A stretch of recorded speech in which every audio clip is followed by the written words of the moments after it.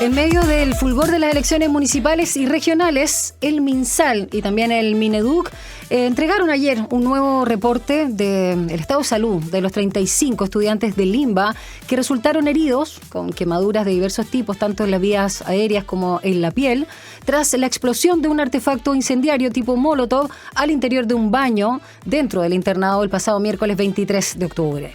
La información, que pasó casi inadvertida, señaló que de los 22 afectados que permanecen hospitalizados, 7 están en estado crítico y 1 aún en estado de extrema gravedad.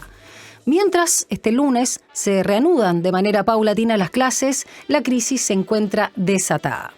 Para hablar de esta crisis en el Limba, pero no solo en el Limba, sino en aquellos establecimientos considerados emblemáticos, muy entre comillas hoy, el diálogo y la autoridad. Vamos a conversar esta tarde acá en Frecuencia Pública por Radio USACH con Mario Sobarzo, doctor en Filosofía Moral y Política, académico del Departamento de Filosofía de la USACH. Mario, bienvenido. ¿Cómo estás? Muy bien, Daniela. Muchas gracias por la invitación a conversar sobre estos temas que además creo que nos sacan un poquito de la contingencia política y que siempre es bueno mirar esto también en la perspectiva de lo que sucede en la sociedad civil, ¿no? Lo que está sucediendo en los liceos hoy día, en la educación en general, es una cuestión que es muy relevante.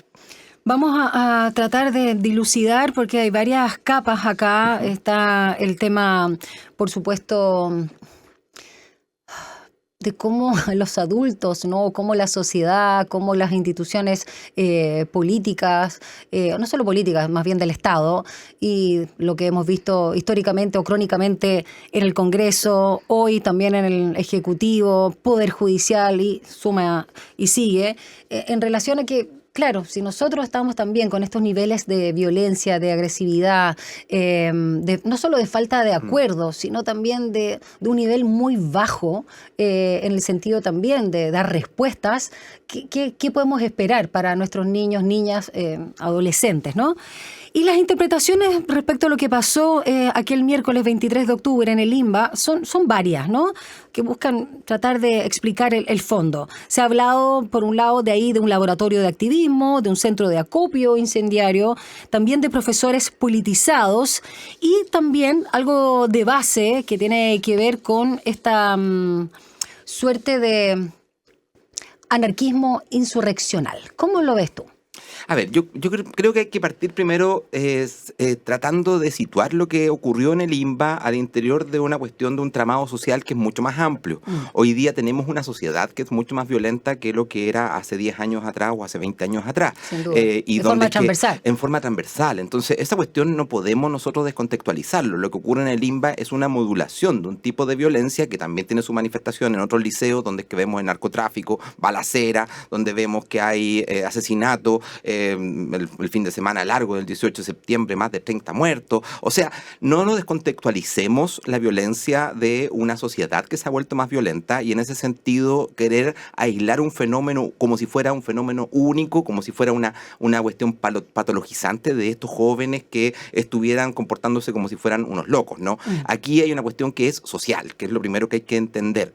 En segundo lugar, también sacarle el elemento criminal, ¿no? Porque también se ha querido criminalizar lo que fue lo que sucedió ahí en el Limba, y lo cierto es que si es así, debiéramos nosotros preguntarnos qué hace a un joven, qué hace a una joven llegar a una situación donde es que cree de que una acción político violenta puede ser igualmente válida a lo que puede ser una acción política dialogante. Y yo creo que eso es culpa del mundo adulto, porque es el mundo adulto el que hoy día no está en condiciones de resolver las contradicciones de la sociedad mediante mecanismos democráticos, mediante mecanismos participativos. Y el mejor ejemplo es lo que sucedió con el caso Hermosilla, que es una cuestión donde es que nosotros vimos en evidencia que un ministro del Interior, primo de un presidente con el cual tenía vínculos muy cercanos, se terminaba operando como una especie de jefe de la mafia. O sea, Andrés Chadwick era un jefe de la mafia. Entonces, lo que nosotros no nos damos cuenta es que cuando empezamos a mandar esos mensajes, damos cuenta de que el sistema judicial, una empresa como Codelco, que es la empresa más grande de Chile, puede ser estafada directamente porque tú compras a una jueza y logras que esa jueza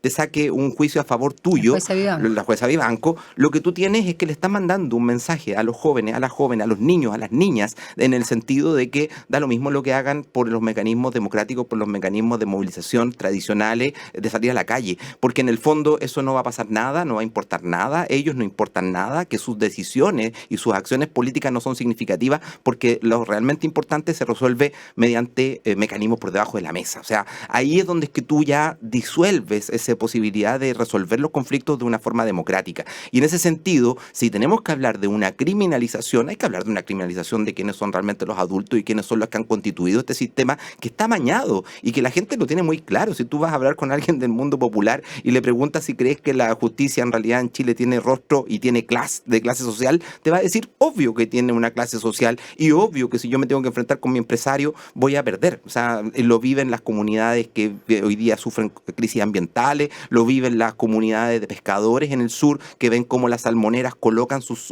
empresas de salmones adentro de reservas marítimas, ¿no? Y perjudican justamente parques marítimos, o lo vemos en lo que es la basura, la contaminación, etcétera. O sea, es una cuestión que es transversal, un fenómeno que ha ido diluyendo las posibilidades de gestión de la democracia y por lo tanto pareciera que la única solución, mirado desde el punto de vista juvenil, es realmente llegar a situaciones donde es que no queda otra más que no confiar en nada, que actuar con una acción política directa, que actuar con una acción política violenta, porque el mundo adulto igual no va a resolver, igual no va a hacerse cargo, y parece que el único modo en el cual tienen forma de llegar ellos a ser escuchados es mediante este mecanismo, ¿no?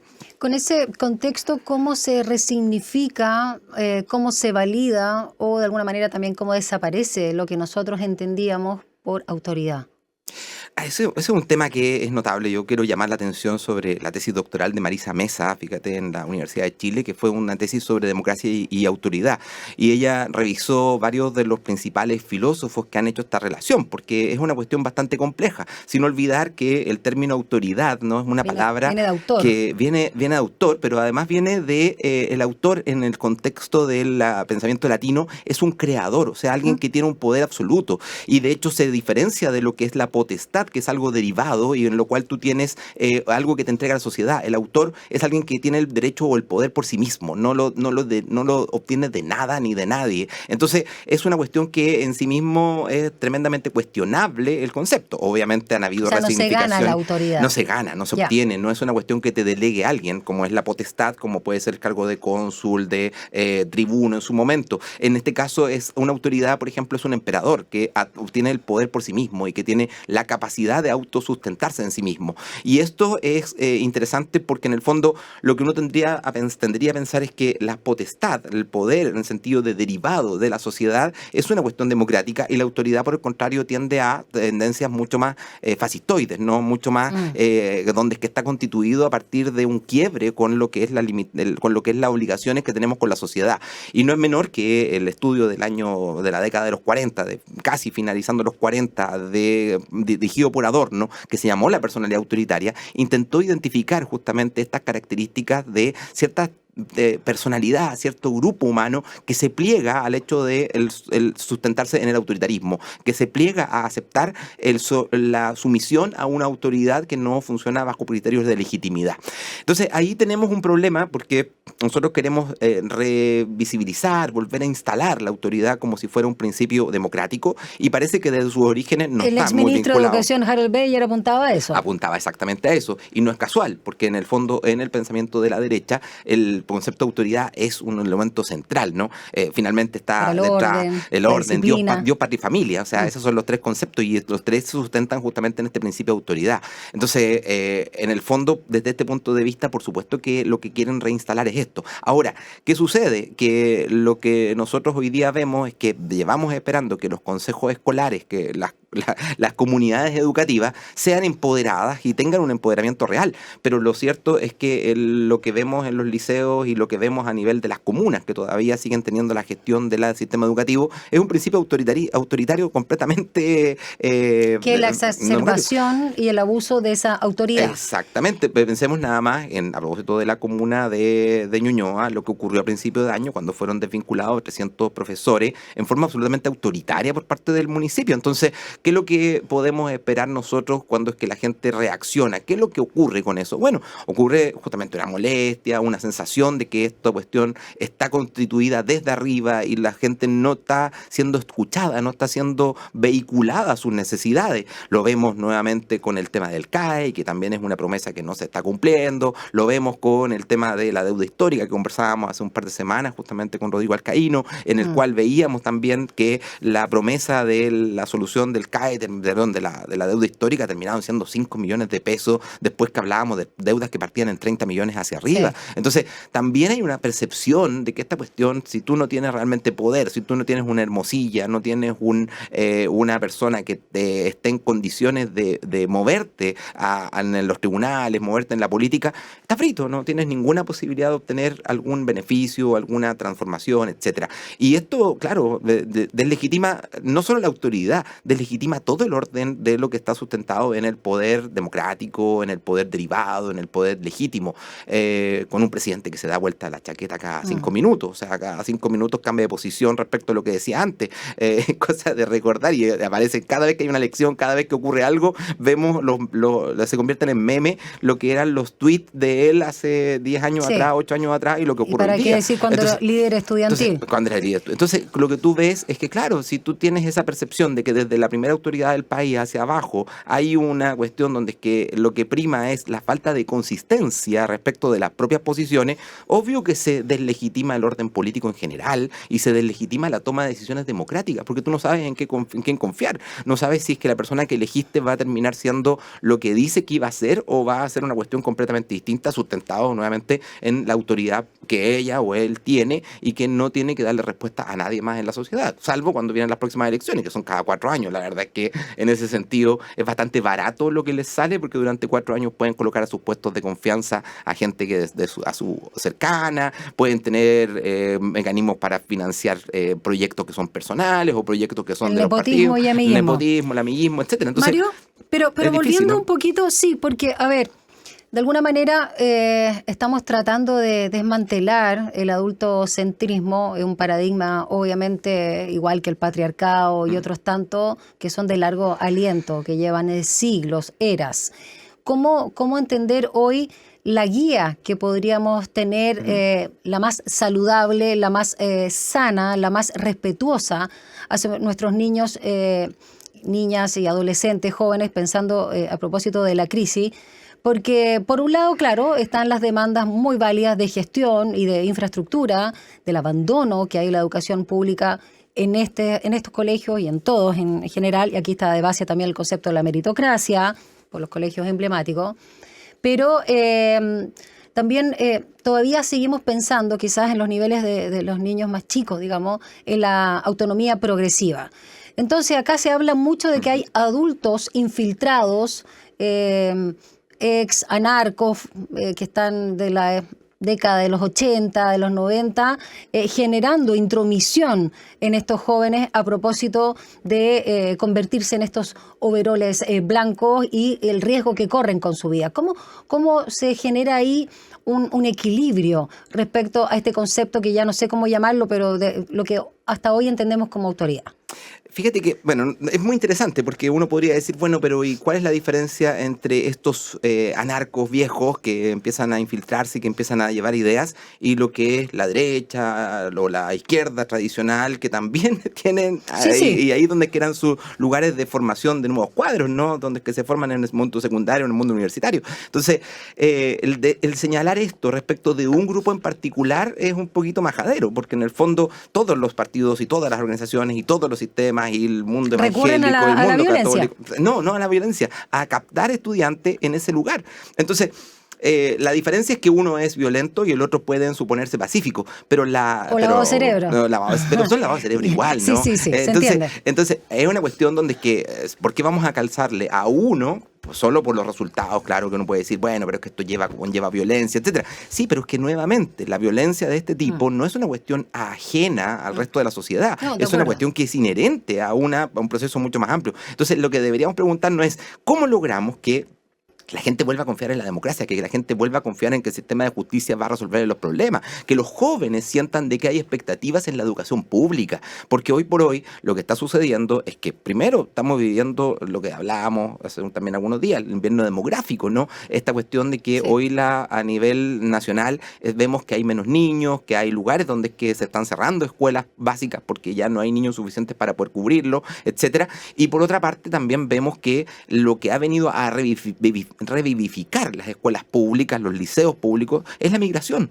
que es donde es que ha llegado la mayor cantidad de población nueva que se ha incorporado al sistema escolar. Entonces también esto es una cuestión interesante porque no estamos mirando el verdadero rol que están cumpliendo las escuelas públicas. Se les sigue pidiendo a las escuelas públicas que compitan con las escuelas particular pagadas, donde es que los estudiantes tienen un capital cultural que las escuelas públicas no tienen, un capital social que las escuelas públicas no van a tener nunca, porque hoy por hoy las escuelas privadas, y hace mucho tiempo, ya recordemos que el 7% del sistema educativo es privado desde la época casi de los orígenes de la República, y que ese 7% que era la población es la misma que se ha venido repitiendo en los apellidos sistemáticamente desde hace 200 años. Con las mismas redes. Las mismas redes, etcétera. Entonces, y hay una constitución de una larga tramado que se ha ido instalando en esto. Entonces, ¿qué es lo que ocurre? Le pedimos a las escuelas públicas que cumplan un rol para el cual se las desmontó desde hace 50 años. Desde que empezó la dictadura en adelante se empezó a desmontar, a destruir la escuela pública, el sistema de educación pública. Hoy por hoy las universidades estatales, las universidades tradicionales, solo forman un 30-40% cuando mucho de los profesores que hay en el sistema escolar. Porque hablemos también de eso, de lo que se ha perdido, lo que se buscaba o cómo se cambió esa noción del emblema a propósito de estos colegios emblemáticos que lo ponen entre comillas hoy. Bueno, eran emblemas porque, por ejemplo, el Instituto Nacional era el lugar de donde que salieron la mayor cantidad de presidentes de la historia de Chile. La Gabriela Mistral y Pablo Neruda se formaron en una escuela pública, una escuela con número, ni siquiera en liceos emblemáticos. O sea, educación de calidad. Era una educación, digámoslo, ¿qué es lo que hacía que fuera una educación de calidad? ¿No? Porque de un concepto, esto lo dice el director del Observatorio Chileno de Política Educativa, el Jesús Redondo, dice, mira, si tú miras antes de los años 70 te vas a encontrar que el concepto de calidad no existe. El concepto de calidad está asociado justamente a la incorporación del discurso neoliberal a nivel educativo, porque lo que tú tienes que medir es la calidad del producto. Claro, el consumo. Es un producto, está pensado en términos de consumo. Una mercancía. Pero incluso asumiendo un discurso que es extemporáneo anterior a los 70, ¿qué es lo que hacía que la educación pública fuera vista como algo de calidad? Como digo, que no era un concepto que se usara en esa época. Que la gente la validara. El hecho de que era un lugar donde es que era igualación social, donde es que el hijo del doctor, el hijo del empresario y el hijo del trabajador se encontraban y podían dialogar y podían construir, y donde había una situación de que el profesor y la profesora los trataban con igualdad, no había preferencia, donde es que además las posibilidades de acceder al sistema de acceso universitario era un sistema donde es que no había una mañe por fuera, donde es que el sistema estaba arreglado para que efectivamente de los 100 liceos o colegios particulares que tienen los mejores puntajes a nivel de la prueba para ingresar a la universidad, 90 son colegios particular pagados, y de esos de los 90 son 70 de Santiago, o sea, de la ciudad de Santiago, de la región metropolitana, pero además de 3 comunas, o sea, tampoco estamos hablando de que sean de todas partes. Entonces, cuando tú sientes eso, obviamente que se pierde este contexto, este concepto de el ser emblemático, porque ¿emblema de qué hoy por hoy podría ser un liceo público? Si el liceo público lo que tiene que hacer es recibir a lo que el resto de la educación no quiere recibir. Tiene que ser el lugar donde es que tiene que hacerse cargo de las contradicciones, de que el niño viene con hambre, de que el chico tiene violencia en su casa, de que hay violencia de género que se radicaliza porque muchas de las culturas que nosotros hoy día estamos viviendo son culturas violentas, particularmente con las mujeres, pero no es la violencia que se ha instalado desde el discurso feminista más de Ñuñoa, ¿no? Sino que es una violencia que tiene que ver con que la forma de resolverla es con la participación comunitaria, es con la organización social de base. No viene aquí a ser una especie de superheroína que pueda venir a salvar este tipo de violencia, que es lo que se quiere construir desde esta mentalidad, no de esta nueva izquierda que se le llama, cuyos grandes referentes terminan siendo Heidegger, terminan siendo Nietzsche, que eran de derecha, tipo que eran nazis, o el otro que era un defensor y que despreciaba al pueblo. O sea, ¿cómo vas a decir que eso va a ser un discurso que se viene a instalar como izquierda, que se viene a instalar como discurso progresista si son conservadores y defienden un discurso conservador quieren volver a las tradiciones, quieren volver a los orígenes, a los ancestros. El discurso de izquierda, el discurso progresista siempre pensó en un futuro. No es que anteriormente tuvimos un mejor pasado que queríamos volver. Lo que queremos es construir un modelo de sociedad distinta a futuro, porque lo que hay para atrás no nos gusta, no nos parece bien, porque los modelos tradicionales le daban énfasis al padre, como tú dices, el patriarcado, le daban énfasis al adulto con respecto al niño. O sea, ¿qué podemos rescatar de esos lugares? Sí. No hay nada que rescatar de esos lugares. Hay que superarlo, hay que mirarlo para el pasado y decir, qué bueno que ya no estamos ahí. Cuando es que alguien dice, no, y salen con estos pensamientos indígenas, etcétera, yo los miro y digo, oye, ¿ustedes saben cuáles eran las tasas de natalidad que tenían esas sociedades, las tasas de supervivencia de los niños, las tasas de mantención a la edad a la que podían llegar los adultos mayores? ¿Cuánta gente llegaba a los 70 años? Entonces, no me vengan con un discurso donde es que lo que tenemos que volver a la hierbita, porque la verdad es que la medicina contemporánea y lo que han sido las transformaciones del mundo moderno y contemporáneo han permitido una mejor vida. Y eso es lo que en el fondo hoy día estamos perdiendo. Estamos volviendo a tratar de buscar respuestas en un pasado ancestral que supuestamente era perfecto, era bonito. ¿No rescatan nada de los pueblos originarios como visión? Por supuesto.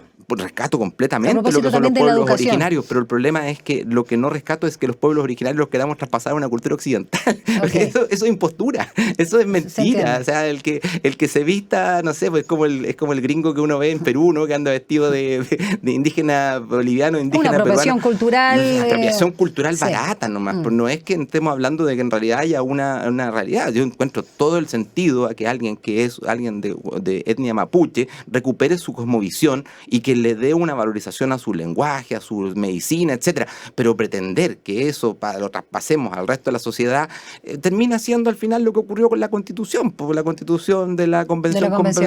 Es una convención que era una pura impostura para el resto de la sociedad y que los miraba con cara de, oye, qué bueno hablar de tu plurinacionalidad, qué bueno hablar de tu feminismo, pero la verdad es que cuando me terminas hablando, por decirlo así, ¿no? Se ha puesto esto como cómics, pero me terminas hablando en caramanés. No es verdad que yo sienta que tú me estás diciendo algo feminista. Me parece interesante el concepto de impostura, de cómo también lo están asimilando finalmente los jóvenes, ¿no? De esta falta de autoridad en el sentido porque no te creo, ¿no? Falta de confianza, mucha incertidumbre.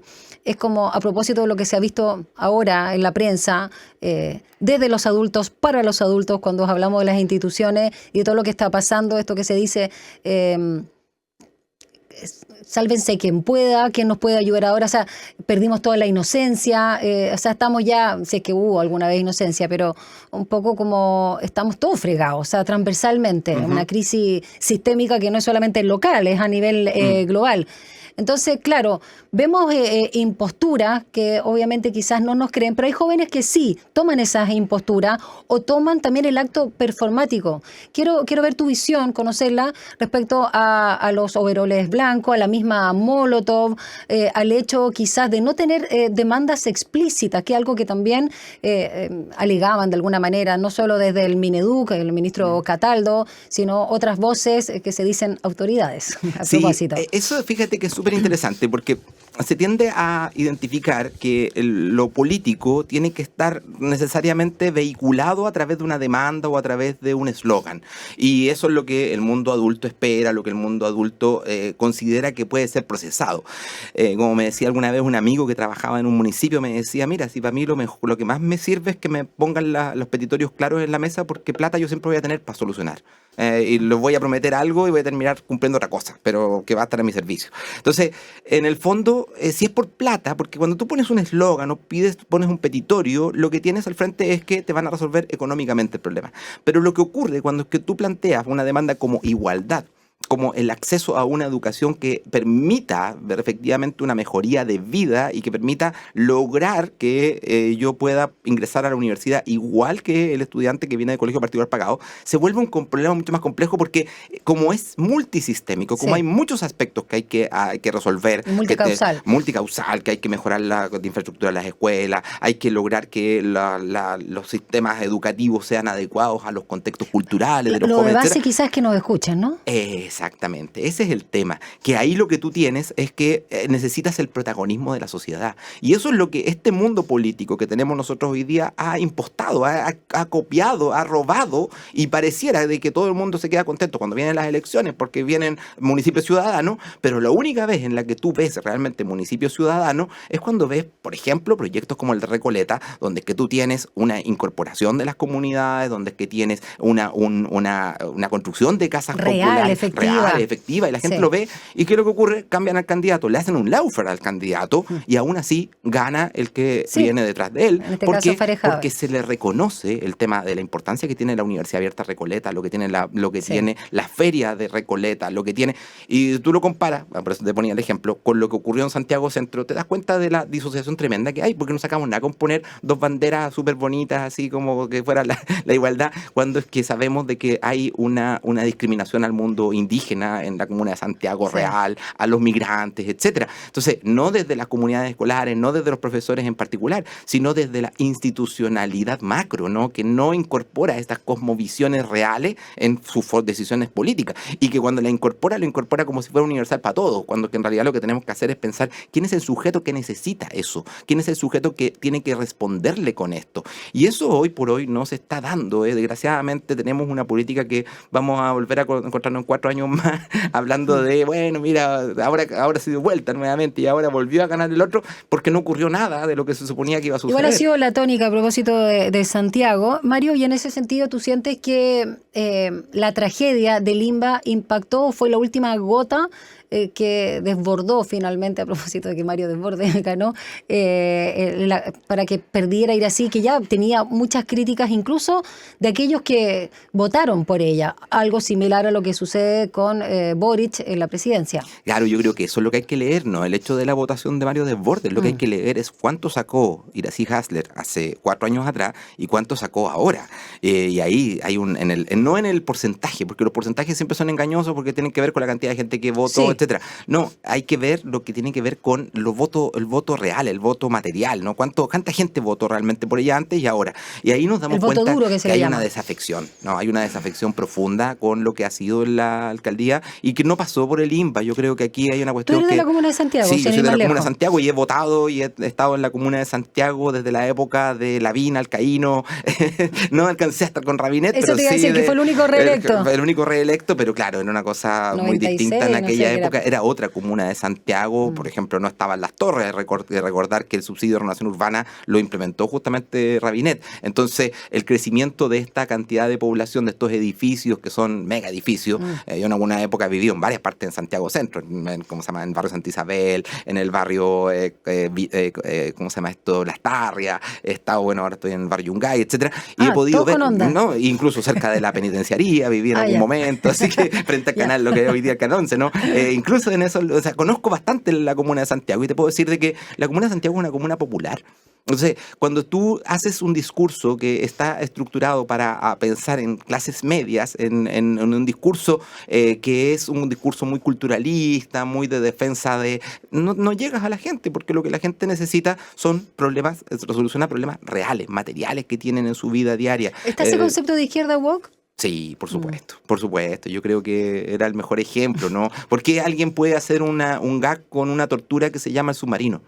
Porque hay yo lo encontré terrible. Terrible, porque además esa tortura la sigue practicando hoy día el ejército de Israel y el ejército de Estados Unidos mandas con eso? O sea, ¿cuál es ¿Alguien se puede reír de eso? No, yo encuentro que... Además de los tiempos que estamos, por favor. Es como si alguien hiciera un chiste antisemita o hiciera un chiste riéndose de, no sé, pues de los homosexuales hoy día, etcétera. Son cuestiones que se volvieron de mal gusto. Sí, totalmente. Y eso, como tú dices, es woke, porque esa es mucha preocupación por el eslogan, pero muy poca realidad material con el que tienes al frente, ¿no? Muy poco comprensión de quién es el sujeto real. Muy bonito en el discurso, pero muy poco empático en el vínculo material, en el vínculo real con el otro. Y eso es, bueno, pasa la cuenta, pues, porque efectivamente... Y le pasó. Ahí le pasó. Y le pasó. Sí. Vamos a seguir conversando acá en Frecuencia Pública a propósito de la tragedia de esta crisis en el INBA, pero también en toda la educación pública, los conceptos de autoridad y el diálogo que falta, además, con Mario Sobarzo, doctor en Filosofía Moral y Política, académico del Departamento de Filosofía de la USACH. Vamos a la música, ya regresamos.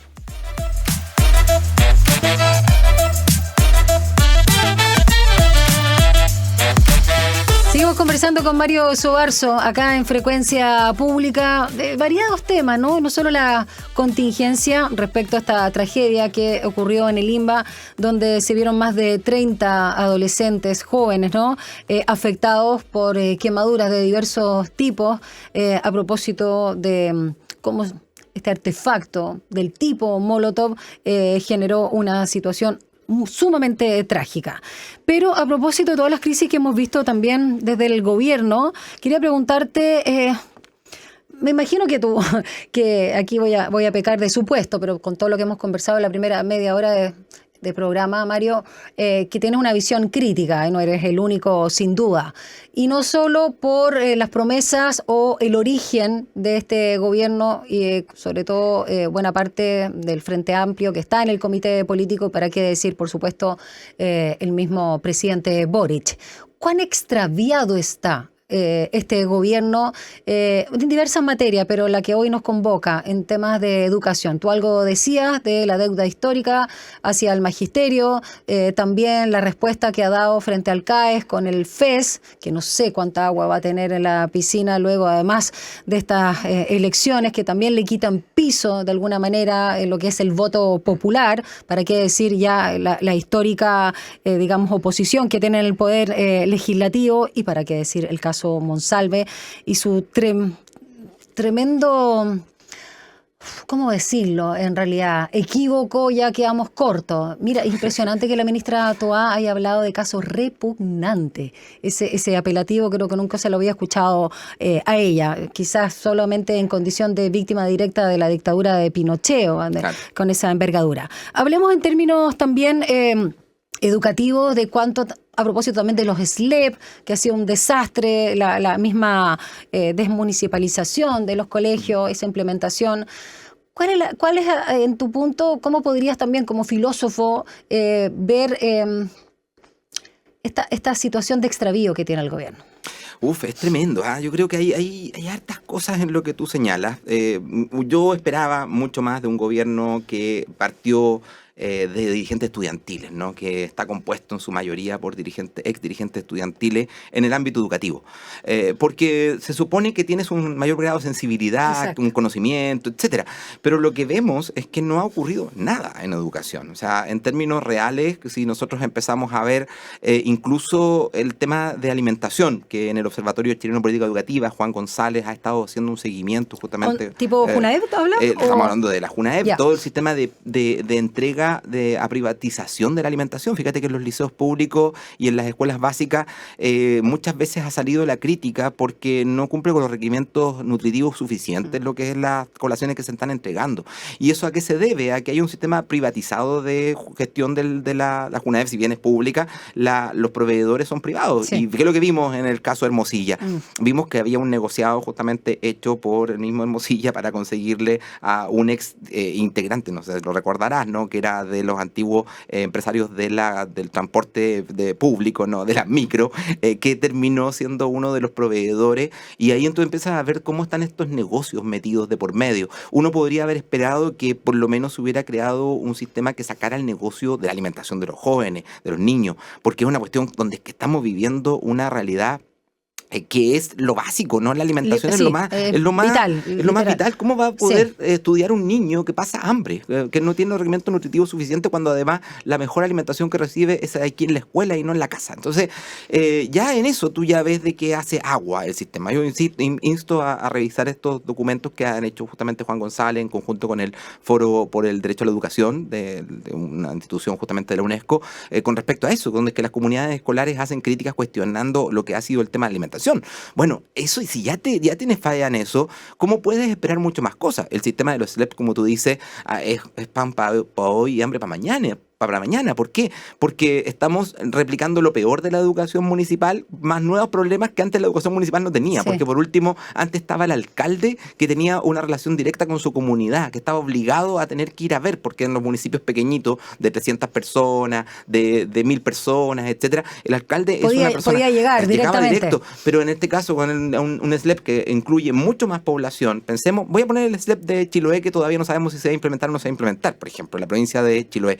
Fíjate Fíjate que el SLEP de Chiloé todavía no tiene fecha para implementación, se supone que va a ser el 2025, pero todavía el ministerio está pensándolo porque no sabe si se puede hacer cargo de las deudas que tienen en Ancud o en otros municipios que están con unas deudas brutales, con profesores que el año pasado estaban recibiendo la mitad de su sueldo. O sea, estamos hablando de cómo puede haber una mejoría educativa cuando un colega, una persona que está haciendo un trabajo, le pagan la mitad del sueldo y tienen que hacerle una vaca en en el resto de las comunas para mandarle dinero para que pueda vivir su familia, para que pueda tener alimentación la familia, para que puedan pagar el arriendo, para que puedan pagar el dividendo. O sea, ¿cómo le vas a decir a alguien, oye, comprométete con la educación? Es una cuestión que se vuelve una contradicción material en los términos. Entonces, después de eso, lo que tú decías, el SLEP de Atacama, lo que pasó fue brutal.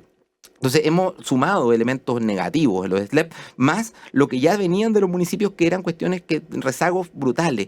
Se creó un sistema sin la cantidad de recursos necesarios para poder funcionar. Lo que está pasando a nivel de las universidades, lo que pasó con la Universidad de San Sebastián, que por suerte le pasó la cuenta en algún punto a Marcela Cubillo, la sensación, y eso es mi mayor esperanza, ¿no? Porque uno podría decir, bueno, pero este gallo estaba diciendo puras cuestiones terribles y qué pena, pero la verdad es que yo todavía tengo esperanza en la sociedad civil, en la gente común y corriente, porque finalmente incluso en una comuna como Las Condes, donde uno podría decir la gente está acostumbrada, que tiene más recursos, etcétera, y que vota siempre por algo de derecha, ¿no? Y que por lo tanto podría haberle importado y haber dicho, me da lo mismo lo que pasó, porque nosotros defendemos nuestra identidad y la propia, libertad, como la libertad, que habla y así todos Cubilla. Fueron capaces de pasar en la cuenta la boleta a alguien por su por el nivel de despectiva que fue, por el desprecio con respecto a qué les importa a ustedes, la soberbia. Yo, en la que le decía a los profesores, ustedes les vamos a descontar las horas porque no las hicieron, y ella no hacía las horas y nadie se las desconttó. Entonces, esa monstruosidad, ¿no, de nuestro sistema. Ese goce obsceno, como diría Tromben. Exactamente, ese goce obsceno, ¿no? Que bueno, Donoso ya lo tenía antes, ¿no? Antes de Tromben. ¿Cómo se llama? El obsceno pájaro de la noche, que es una gran novela con respecto a esto mismo, que muestra, ¿no?, esta élite campesina. Pero más allá de esto, como te digo, el tema de que, claro, hay una sociedad que no está haciéndose cargo y que va a reventar. Ojo, porque yo lo vengo diciendo hace mucho rato, los problemas reales de la gente, el problema de la previsión, de la salud, de la educación, de lo que es la seguridad, que es una de las cuestiones que más afecta, porque efectivamente que te asalten es mucho más impactante a tener una previsión mala en el corto plazo, ¿no? En el forma inmediata. Genera mucho más sensación de shock que lo que es el hecho de tener que llegar a fin de mes bien, sobrevivencia. Claro. Entonces, claro, por suerte, todavía eso, hoy día la gente tiene más temor porque, claro, ves asaltos dentro de los espacios, dentro de las ciudades, etcétera, se han vuelto más inseguras, hay un tipo de delincuencia que no habíamos visto nunca, que son mafias, ¿no?, que llegaron del extranjero muchas veces. Entonces, ¿qué es lo que nosotros... Y que el chileno, la chilena que delinque aprendieron rápidamente. Por supuesto. O sea, es que si no te adaptas, es lo que ocurre en todo sistema, ¿no? Es como cuando tú metes dentro de una pecera a un pez que es distinto, que lo que va a ocurrir, el resto tiene que aprender a sobrevivir. Si no, te lo va a comer a todos. Entonces, ¿qué es lo que sucede? Que hoy por hoy no estamos viendo esa respuesta en el mundo educativo desde parte del gobierno. La gran transformación, fíjate que de este gobierno, y lo que tiraron como gran bandera fue justamente el cambio del currículum, que es una cuestión que, claro, tú dices, sí, es importante cambiar el currículum, es importante que las comunidades participen, yo lo he defendido siempre, pero eso como bandera principal, como eslogan de un gobierno que se suponía que iba a cambiar la cuestión educativa, no es suficiente, porque hoy día seguimos con las universidades desfinanciándose producto de la gratuidad, seguimos con crisis donde es que el sistema educativo universitario hoy día en su mayoría se sostiene en profesores por hora, en profesores que son profesores taxi, y eso es una realidad que se invisibiliza en todo el sistema educativo.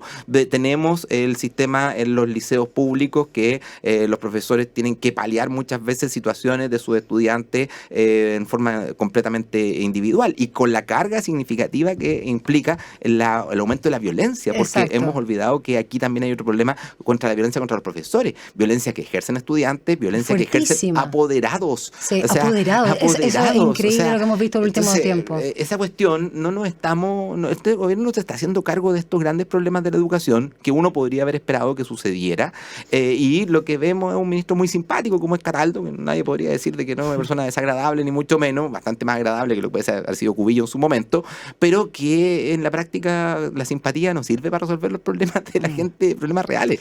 Y como te digo, esto que se ve en educación es lo mismo en la previsión, es lo mismo en la salud, es lo mismo en... O sea, cuando tú tienes una persona, yo supe el caso de una persona que lleva 1 año y medio esperando que lo atienda un especialista oncólogo porque tiene un cáncer. Y 1 año y medio. O sea, esa persona podría perfectamente... De hecho, es fácil, o más bien se puede homologar, ¿no? Lo que pasa en el ámbito de la salud con la educación, ¿no? Con los pendientes que además se van aumentando en carga con las crisis y por supuesto también la violencia que se vive. A propósito de la gente, de los funcionarios de la salud, claro, y claramente también las y los profesores. A propósito de Cataldo, ¿qué te pareció? Porque a él le tocó obviamente explicar más en detalle, aunque lo ha hecho también el subsecretario Orellana, pero el FES, ¿no? El Financiamiento de Educación Superior, de lo que se sabe con todos estos tramos, con todos los guarismos, con todas las opciones, porque hay que hacer como un curso ahí, ¿no? Para entender según no solo la condonación parcial y las facilidades de pago para el CAE, pero luego ya la otra posibilidad, tú hablabas de la gratuidad, de cómo también ha ido generando crisis en las universidades. En términos generales, ¿cómo, cuéntanos, porque seguramente con Rodrigo Alcaíno o en otros espacios de nuestra radio lo has hablado, pero me gustaría que dieras tu impresión también en temas éticos, morales y también de pragmatismo? Sí, bueno, ahí yo creo que en el caso del FES, el principal problema del FES, bueno, el primero que no tiene agua en la piscina, como dijiste tú antes, no hay agua en la piscina. La propia Universidad Católica ya dijo que no iba a apoyarlo, que esto es una limitación a las autonomías universitarias, con lo cual sabemos que inmediatamente es una letra muerta, ¿no? Es poco probable que se aplique. Pero incluso suponiendo que se lograran solucionar los problemas materiales que Sánchez señaló y que podría lograr ganarse un aliado, ¿no? Incluso así abre una serie de brechas. Por ejemplo, una de las brechas importantes que abre es que al derivar recursos del Estado para poder crear este fondo, que en el largo plazo puede significar menor gasto para la sociedad, porque en el fondo tener que pagar a los bancos con todas sus tasas de interés altísimas, es mucho más caro a tener que asumir esas deudas que impagas por parte de estudiantes que no pueden hacerlo, ¿no? Pero el problema está en que con eso derivamos recursos que podrían servir para gratuidad. Hoy día está en los 6 deciles y podría pasar a los 7 deciles. Se suponía que cuando estuviera esas plata iba a aumentarse ese 10%. Bueno, hoy para resolver otro problema estamos, como se dice en el mundo popular, desvistiendo un santo para vestir a otro. En el fondo no estamos resolviendo realmente el problema porque las platas no son infinitas. Por otra parte... el mecanismo revolvente que llaman, bueno, quisieron poner la palabra solidaridad. Claro, ¿no? Es que, claro, antiguamente el sistema público antiguamente hacía eso mismo, ¿no? Que tú ibas devolviendo en la medida que podías y que devolvías la plata para que otro pudiera estudiar y que tenía el fondo solidario, por ejemplo, funcionaba así, se pagaban 12 años y con eso ya quedabas un poco libre, ¿no? del pago. Después de cierta cantidad de años ya te condonaban la deuda. Bueno, pero eso, y hoy día también existe, ¿no? En el propio CAE también hay un porcentaje que tú puedes descontar cuando es que has llegado a cierto nivel de pago en forma regular.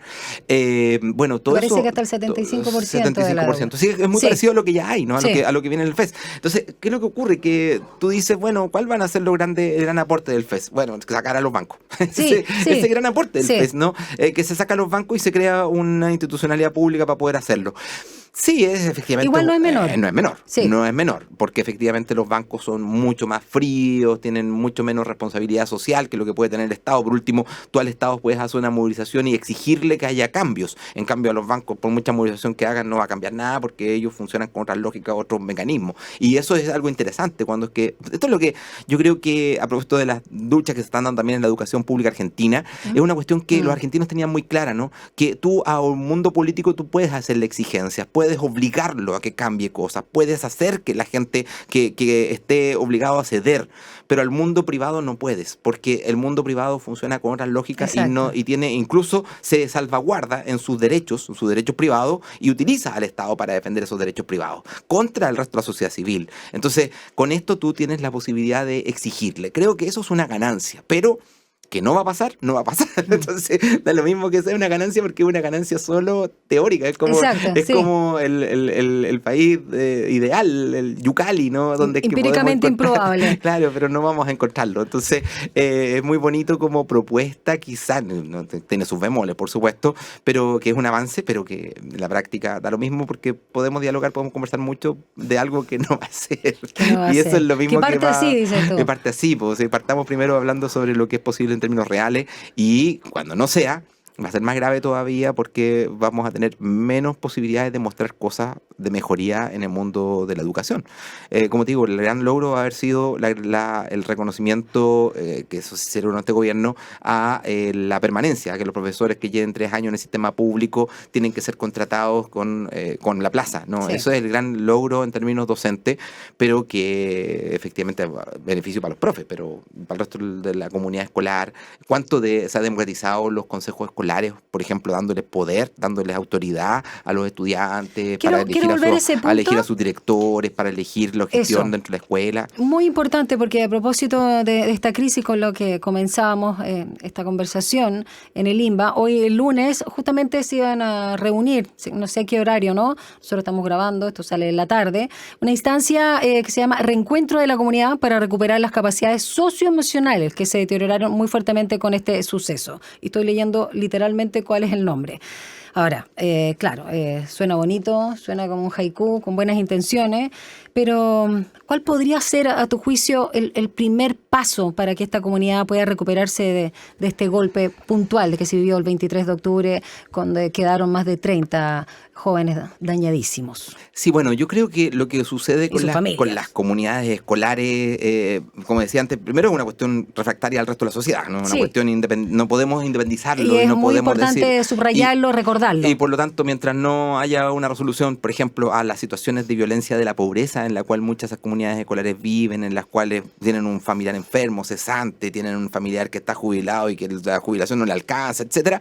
Mientras no se resuelva todo eso, la verdad es que la violencia no se va a resolver. Es una cuestión práctica, porque la violencia es una reacción contra algo que en algún momento se considera injusto y que no encontró otra solución.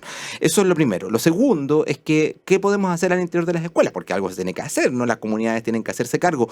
Bueno, los mecanismos de encuentro, de respeto, de mirarse al rostro, de volver a recuperar la afectividad como mecanismo de interacción dentro de las comunidades escolares, es una cuestión que se ha ido deteriorando también por lo que tú señalabas antes, porque también la desconfianza, producto de todos estos males sociales que estamos viviendo, la delincuencia. ¿Con qué ropa le pedimos, no? Exacto. ¿Cómo tú pides a alguien que tenga confianza en otro si toda la sociedad te genera desconfianza? Nos estamos traicionando todo el rato. Exactamente. O sea, no sé, bueno, yo pongo el ejemplo casi tonto de que te voy a poner un ejemplo, las aerolíneas te ofrecen no llevar mascotas, ¿no? El curso animalista, pero te dicen que puede ser hasta 10 kilos, pero cuando tú ves el bolso que te dicen que tienes que llevar, es para un chihuahua. Entonces, claro, si te están mintiendo, te están engañando, hay una venta de publicidad engañosa, de cuestiones tan básicas como esa. Me pasó, me ocurrió, por eso te digo que lo conozco. Y tú sabes que hay una publicidad engañosa y ves y dices, pero el CERNAC, ¿qué es lo que hace el CERNAC para resolver estas cuestiones? Nada, pues no hace nada. ¿Qué es lo que hace la ley Cholito para esto? Nada, porque ni siquiera se responsabilizan. ¿Por qué? Porque ¿quién va a llegar a responsabilizar a un multimillonario que es dueño de una aerolínea? No puedes tocarlos, porque al final... Y este ejemplo que tú das se replica en distintos aspectos. En todo, o sea, en todo, en el ámbito educativo. ¿Cómo un joven puede llegar a decirle, o una persona puede llegar a reclamarle a la AFP que te prometió que ibas a tener unas tasas de retorno del 10%, que era lo que promesa de la dictadura, y que lo que vemos hoy día es que no es verdad? Oye, la ley corta del ISAPRE. ¿Cómo le vas a ir a...? Estamos pagando lo que nos robaron. ¿Quién le dice? Si uno dijera, bueno, yo me quiero salir de la AFP, ¿a dónde me puedo salir? Sí. ¿Me puedo ir a INP? No puedo irme a INP. Entonces no me da alternativa con respecto al tema de la previsión. Y uno sabe que va directo al cadalso, esto va a ser una cuestión horrible cuando te toque jubilarte, lo sabes, así como cuando que vas viendo caer la arena dentro de un reloj de arena y sabes que eso va a ocurrir y lo vives con angustia por la gente que ya llega a los 55 años cuando son mujeres, a los 60 años cuando son hombres y empiezan a ver que les quedan 5 años y que con lo que van a alcanzar, lo que vamos a recibir, sí, pero es que uno ya sabe de que en realidad eso va a ocurrir, no tiene ninguna esperanza puesta en esto, pero tampoco ves darle soluciones a Sí, eso. ese es el punto. Ese es el problema. Ese es el punto. Y cuando es que este gobierno, hay que recordar que el presidente marchaba con Nomás AFP, pues se sacaba fotos con la polera Nomás AFP, y resulta que la Nomás AFP se acabó, pues ya ahora sí son las AFP las que van a quedar, y vamos a hacer un bono solidario para que beneficiar a la AFP para que tengan más platita, para poder funcionar. Y así con el sistema de salud, con el sistema de previsión, con el sistema, o sea, es una cuestión de no acabar todos los problemas sociales que tenemos y que no se están resolviendo, que no estamos encontrando postura, y que aquellos gobiernos que se supone que son de transformación, ¿no?, que prometen que van a transformar, resulta que terminan transformándose ellos para adaptarse a la fórmula, ¿no?, a lo que ocurre. Es como dice Lampedusa en su gran novela, ¿no?, El gato pardo, hay que cambiar para que nada cambie. O sea, exacto. al final termina siendo eso. Cambiamos el rostro, pero el sistema sigue siendo el mismo de la época de la dictadura y con las mismas dificultades que tenemos desde la época de la dictadura. El tema de la previsión, la salud, la educación, son problemas que no partieron ahora, partieron hace 50 años. ¿Y ahora quién podrá defendernos? Hoy es día lunes, qué pesimismo. No, pero yo tengo esperanza puesta en la sociedad, el hecho de como lo que sucede en la sociedad civil, el hecho de lo que sucedió justamente en Las Condes, que da cuenta, lo que sucede contra aquellas personas que no cumplen, que en el fondo la gente les pasa la cuenta, y por último también la gente quiere, ¿no? Quiere confiar, quiere tener esperanza, quiere tener sueños, quiere creer que es posible cambiar cosas. Y pongo el ejemplo de dos grandes ejemplos. Uno, la senadora Campillay en la elección anterior, y ahora lo que es el alcalde de la comuna de Puente Alto, que puede darse el fenómeno en la presidencial de una persona que sale del establishment político, que funciona, que viene de abajo y que es capaz de mostrarse con un rostro distinto a lo que es las élites, porque también lo que nosotros tenemos es una desafección completa con las élites, con una clase política que ya a esta altura parece casta, ¿no? Como a propósito de Milei. Entonces, bueno, y saca a RN, que estuvo 24 años además ahí en Puente Alto. Así es, una derrota que no es menor. ¿Viste el video de Carter bailando, no? No. Después te lo muestro para que te rías un poco. Ya, del triunfo que tuvo su delfín, Reyes. Mario Sobarzo, doctor en Filosofía Moral y Política, académico de nuestra casa de estudio a través del Departamento de Filosofía. Muchas gracias por haber conversado con nosotros y sobre todo darnos un poquito de luces y para tener una visión crítica con argumento, a propósito de no solo ya malestar, de la rabia, del dolor que se vive a propósito de la tragedia en el INBA. Que tengas bonita semana. Muchas gracias, Daniela. Corta, además. Corta, de veras, qué bueno. Y nosotros cortamos también acá porque ya viene Mirna Schindler y viene como siempre sin pretexto. Chao.